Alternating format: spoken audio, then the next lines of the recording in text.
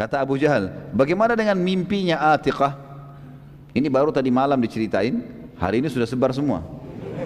Gara-gara titip kata-kata. Jangan ceritain orang ya. Jadi jangan antum pakai cara ini, percuma. Jangan ceritain orang, pasti sampai kemana-mana gitu. Abbas waktu itu coba memungkiri, dia mengatakan mimpi yang mana? Dia coba memungkiri, karena memang khawatir bila mimpi itu betul-betul terjadi, maka kalau mimpi itu tidak terjadi ya, maka akan tersebar di Quraisy kalau adiknya pembohong, dan makin besar tuduhan Quraisy kalau Muhammad pembohong, ini lagi tantunya pembohong. Maka Abbas bingung pada saat itu. Abu Jahal lalu berkata, bila 3 hari berlalu dan tidak terjadi apa-apa, maka aku akan menyebarkan tulisan bahwa suku Abdul Muttalib adalah paling pembohong dari suku-suku Arab yang ada. Abbas tetap memungkiri, dan masalah pada saat itu selesai dengan pernyataan Abu Jahal tadi. Sudah, Abbas tinggalkan saja. Saat Abbas balik, maka para wanita Abdul Muttalib mengurumuninya dan berkata, maksudnya dari suku Muttalib, bagaimana bisa engkau membiarkan Abu Jahal berkata semaunya tentang suku kita? Abbas akhirnya datanglah ke sana, dikatakan oleh mereka, perangi dia, bunuh Abu Jahal itu. Mereka panggil Abu Hakam waktu itu. Abbas akhirnya bertekad untuk menghadapi Abu Jahal bila 3 hari ia mau mempermalukan suku Muttalib. Artinya Abbas mengatakan, baiklah, kita lihat, kalau 3 hari dia mau mempermalukan suku kita, maka kita akan perangi, saya akan lawan dia. Dari sisi lain, kita sekarang tinggalkan Mekah dulu. Abu Sufyan pada saat itu lagi mimpin kafilah. Waktu dia sudah mau lewatin Madinah, dia selalu mengirim mata-mata, memastikan apakah muslimin mau menyerang atau tidak, gitu kan. Nabi SAW juga pada saat itu sudah tahu ini, keluar kafilah, sudah sekian hari lagi akan melewati tempat ini. Maka beliau pun mengutus mata-mata, dan mata-mata Nabi SAW ada 2 orang. Satu orang, yang pertama sahabat Nabi namanya Busbus bin Amr, dan juga yang kedua Adi bin Abi Darda. Busbus bin Amr dan Adi bin Abi Darda radhiyallahu anhuma ini diutus oleh Nabi SAW menjadi mata-mata. Kedua sahabat ini mulai keluar dan mencari berita. Saat yang bersamaan Abu Sufyan juga sendiri keluar mencari informasi di lokasi yang sama. Jadi kafilah Quraisy lagi istirahat di dekat wilayah Badr itu, lagi istirahat. Maka Nabi SAW kutus mata-mata 2 orang ini. Jadi mata-mata ini juga istirahat di tempat yang sama, tanpa mereka tahu kalau ini ada kafilah Quraisy. Dua orang mata Nabi SAW, dan Abu Sufyan juga tidak tahu kalau mata-mata Nabi sudah sampai di situ. Dengan hikmah Allah terjadi begitu. Pada saat Busbus bin Amr dan Adi bin Abi Darda radhiyallahu anhuma tiba di sekitar sumur di sekitar Badr, mereka melihat ada 2 perempuan sedang ngobrol. Yang satu berkata kepada temannya, belilah milikku ini, ada produknya. Yang lain menjawab, nanti bila kafilah lewat, aku akan beli langsung dari mereka. Kalimat ini berarti menandakan penduduk setempat tahu kafilah sudah lewat. Dan biasanya kafilah Quraisy kalau mampir di sebuah suku, di dekat suku, mereka buka, siapa yang mau beli silakan. Jadi pasar sementara terjadi, mereka transaksi sampai tiba di Mekah, seperti itulah. Sambil meminta pertolongan dari suku-suku yang ada di sekitar situ. Kedua sahabat tersebut lalu mengetahui bahwa kafilah sudah sangat dekat, lalu mereka berdua balik dan menginformasikan kepada Nabi SAW. Setelah beberapa saat Busbus bin Amr dan Adi bin Abi Darda radhiyallahu anhu meninggalkan tempat tersebut, Abu Sufyan tiba di tempat yang sama, bertemu dengan 2 perempuan tadi. Lalu kemudian Abu Sufyan bertanya, apakah kalian lihat ada orang yang lewat di sini? Kepada perempuan ini. Keduanya menjawab, tadi ada 2 orang yang lewat tapi tidak berbicara dengan kami, hanya singgah sebentar lalu pergi, dan kami tidak tahu kemana.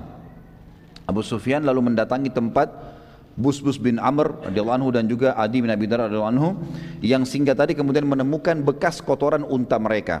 Dan Abu Sufyan menemukan di kotoran unta mereka, dikorek-korek, ternyata ada biji kurma. Di sini perlu diketahui teman-teman sekalian, ini dalam sekali pelajaran sirahnya ini kalau kita masuk ke dalam hal-hal yang seperti ini, karena banyak sekali strategi juga yang ternyata pada saat itu sudah terjadi dan luar biasa gitu. Abu Sufyan tahu sekali, di antara semua suku Arab hanya orang-orang Madinah saja yang memberikan unta mereka makan kurma. Yang lain tidak ada, makanya daun biasa.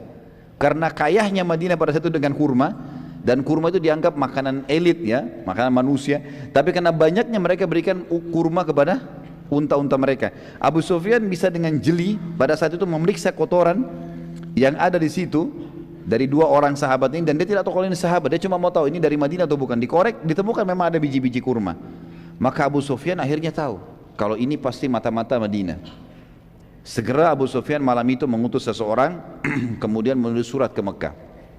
Wahai Quraisy, lalu disebut satu-satu pemilik harta, Umayyah bin Khalaf, Abu Lahab, Abul Hakam atau Abu Jahal, disebutkan satu persatu semuanya, harta kita akan diserang oleh Muhammad, segera kirim pasukan. Malam itu juga, gitu kan. Jadi bagaimana jelinya mereka pada saat itu teman-teman tahu kalau ini ada penyerangan atau tidak ada penyerangan. Mungkin kalau kita sepertinya tidak periksa kotorannya unta. Tapi ini begitu jelinya, dan memang mereka tahu itu. Terjadilah pengiriman surat. Abu Sufyan memilih seseorang yang memang terkenal sekali, orang ini spesialisnya nyebarin isu. Ada orang begitu, subhanallah. Nanti lihat bagaimana caranya dia sebarin isu, ya. Luar biasa caranya. Jadi kalau ada orang yang seperti ini sekarang mungkin sudah belajar dari zaman jahiliyah. Ada orang namanya Damdam bin Amr. Damdam bin Amr ini terkenal di Mekah, spesialis menyebarkan isu dan membuat massa langsung bisa percaya. Sekian banyak massa dipercaya sama dia. Abu Sufyan bilang, bawa surat ini, pokoknya hebohkan Mekah, supaya langsung bentuk pasukan, langsung kirim ke sini, cepat. Ini kafilah terbesar. Dan seluruh pemimpin Quraisy punya harta di sini. Maka Damdam menuju ke Mekah, teman-teman sekalian. Pada saat mau tiba di Mekah, apa yang dia buat? Dia robek-robek bajunya, kemudian dia bunuh untanya. Darah untanya dilumuri di badannya semua. Semua dilumuri, sampai di kepalanya dilumuri darah semua. Pada saat dia masuk ke Mekah, dia sambil teriak-teriak. Pemandangan ini tentu seakan-akan perang sudah terjadi. Darah semua, robek-robek baju gitu kan. Pada saat tiba di wilayah namanya Bata, ya, Bata ini sebuah wilayah disebutkan, artinya sudah terjangkau. Pintu gerbang sudah kelihatan, penjaga pintu gerbang sudah kelihatan. Di atas benteng Mekah sudah ada pasukan-pasukan, ada prajurit yang jaga. Itu dia mulai teriak, ini namanya daerah Bata. Bata itu daerah yang di depan pintu gerbangnya Mekah.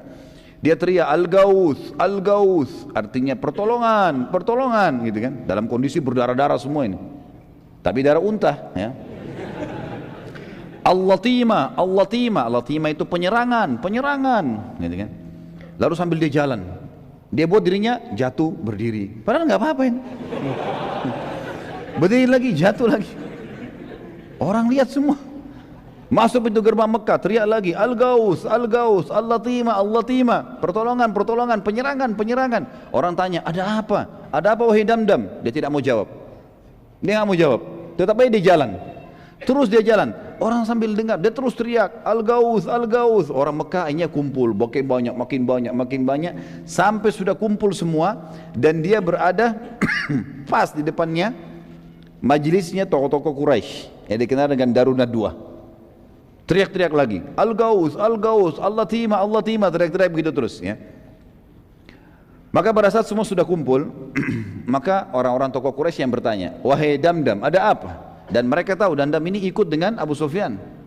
Mereka tahu ini adalah ikut sama kafilah Abu Sufyan. Dan kebetulan Damdam pada saat itu salah satu dari 40 orang prajurit yang sedang mengawal kafilah. Kalau tidak salah memang dia juga pimpinan dari 40 pengawal itu, gitu kan. Maka dia pun akhirnya teriak-teriak, lalu dia mengatakan, penduduk Madinah dan Muhammad sudah menyerang. Bukan dia bilang baru persiapan, ya, sudah menyerang kafilah, gitu kan. Kalau kalian tidak berusaha menolongnya secepat mungkin, maka dipastikan harta kalian habis semua. 2.500 atau 3.000 ekor unta semuanya pasti akan habis.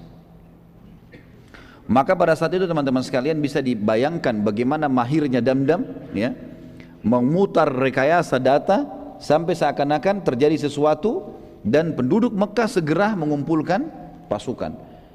Kalau tidak menggunakan cara ini, mungkin pasukan tidak terkumpul dalam satu malam.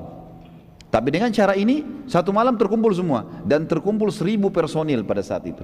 700 pertama, 700 personil siap perang. Terutama musuh Islam Abu Jahal. Abu Jahal teriak-teriak nih,